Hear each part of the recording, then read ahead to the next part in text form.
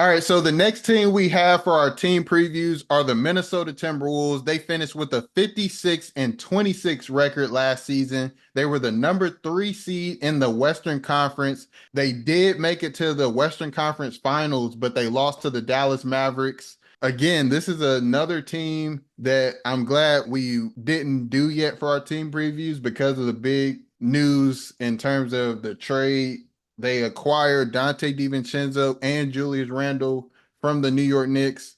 They got Rob Dillingham in this past draft. The key departures, they are Karl Anthony Towns and Kyle Anderson. Karl Anthony Towns is obviously going to the New York Knicks in that trade I just talked about earlier. And Kyle Anderson signed with the Golden State Warriors. So, Trevon, what are your thoughts about the Minnesota Timberwolves going into this upcoming season?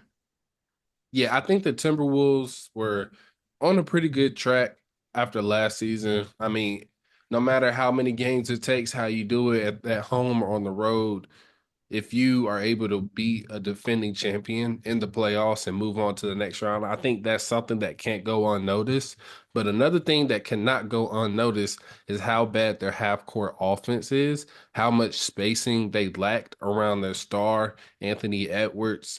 Their defense was pretty much the best thing about this team, but we even saw what a guy like Luca can do to them and pretty much just pick apart their offense. And then if you put alongside a guy like Luca, you give him like a quick guard that can score at all levels like Kyrie. It just makes it hard, for them to deal with those two different archetypes. But specifically, the bigger kind of wing perimeter scorer is what they struggled with. I don't know how you really answer that because it's just a guy the caliber of Luca that you don't really have answers for. A lot of teams don't have answers for, but I think the offense was something that if you were looking for this team to improve, you really hope they could kind of accomplish that. And as you mentioned, we were fortunate enough to not record this till after they made a trade, acquiring Julius Randle and Dante DiVincenzo. I think a guy like DiVincenzo is a good addition for this team just because he provides that shooting, that kind of creation to us to a sense. He can play alongside a star off the ball. We saw him do it with Brunson, and he's still a positive player on defense. He can provide kind of that point of attack defense. I think DiVincenzo is a great addition because he actually kind of fits in what they're already good at. He adds to their strength and helps one of their weaknesses out as well. So I know Julius Randle is probably the bigger, more noticeable name to a lot of people, but I think DiVincenzo is the biggest get in this trade because I think he seamlessly fits in and helps what they're lacking. Now, looking at Julius Randle, kind of how it was in New York, I think is pretty much a clunky fit. And for all the reasons we mentioned in the Knicks video, just what Julius Randle really does is more of like a rhythm type shot. And we know the ball is going to be in Ant's hands. And I think Julius Randle is a really good type of bully forward that could really benefit from being in the paint and just kind of taking advantages and kind of putting his head and shoulder down. But if you're going to continue to start and play a guy like Rudy Gobert, I think that takes away from what he's good at. And not only that, pretty much for a lot of people, it doesn't really provide much drive and kick ability because that paint is kind of clogged up. And we saw Ant pretty much struggle with that, just seeing a lot of bodies. So I think Julius Randle will see those same things. Karl Anthony Towns was definitely the much better shooter. Now you can think about Cat wasn't as aggressive getting to the rim. So you do get that in Julius Randle. And you do have Nas Reed, another big that's more mobile, can do a lot more decision making with the ball in his hands, can stretch the floor. So if you look at it from that standpoint, then I think that that's more feasible and you can see a lot more potential there offensively. But just with who their guys are, the framework of this team pretty much, it's just kind of hard for me to see it really elevating or helping to resolve that problem. If you look at shot creating again, they did draft Rob Dillingham, and we don't even know if he'll really be able to get on the floor or not. Just looking at the defensive side of the ball, and what he might be lacking. But he does provide some offensive stuff. So just overall, I think the half court potential and skill on the team was lacking. I'm not necessarily sure how much they improved that with any moves or the trades they made or the draft picks they made. Just not 100% sure. So I'm not sure how much different I feel about this team. I believe in Ant for sure. I love Jaden Daniels. I just don't know if their weakness has been improved at all or by that much by anything they've done thus far. Now I see where you're coming from.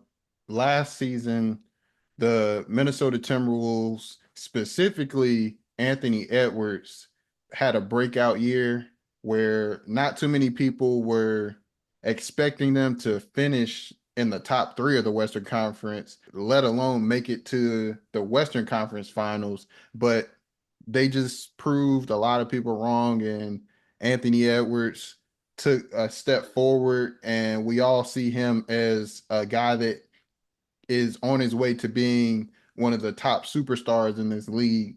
So last year was a step forward for the whole Minnesota Timberwolves team. They were the best defensive team in the league last season, and it was no accident. I mean, everyone on that team could defend. I think we had conversations, but I know a lot of people were asking, is this the best defensive team in the history of the NBA at one point because they were just so dominant on that end.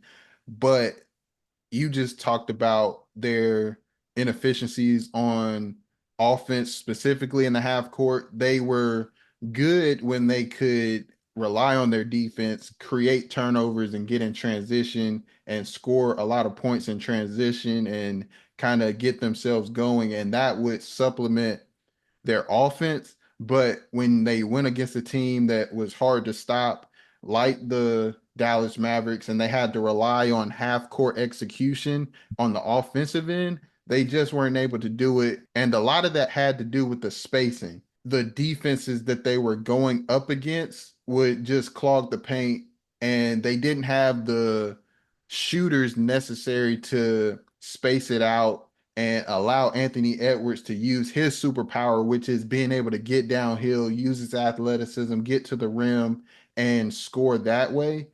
Even though Anthony Edwards is a really good shooter and he can create his own shot, there's a lot of variance in that, right? When you're asking a guy to create off the dribble jump shots with limited amount of space, right?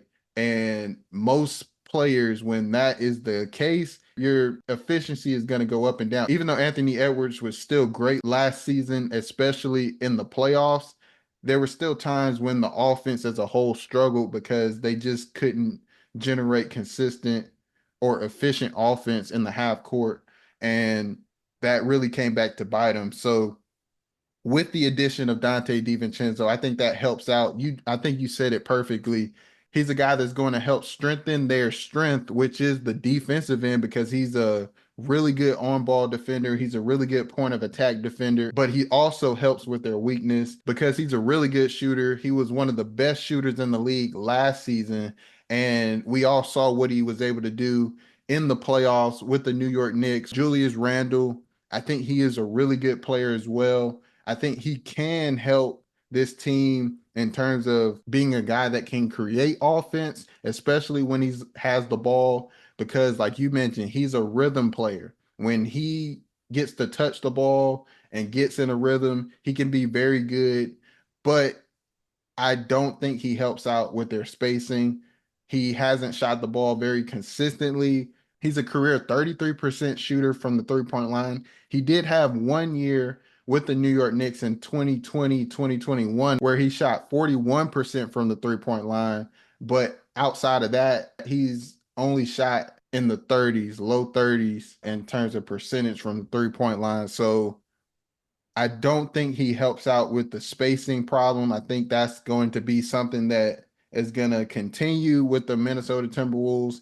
That is something that I kind of worry about with this team because when you have a guy like Anthony Edwards, I think you have to surround him with personnel that's going to be able to space the floor and allow him to use his superpower, getting to the rim, using his athleticism, being able to create not only shots at the rim, but shots on the perimeter because now the defense is afraid of him driving right by him or getting to the basket with ease. So he's going to lay off of him. That's going to give him easier jump shots to get into. And then from there, he can just create for his teammates as well.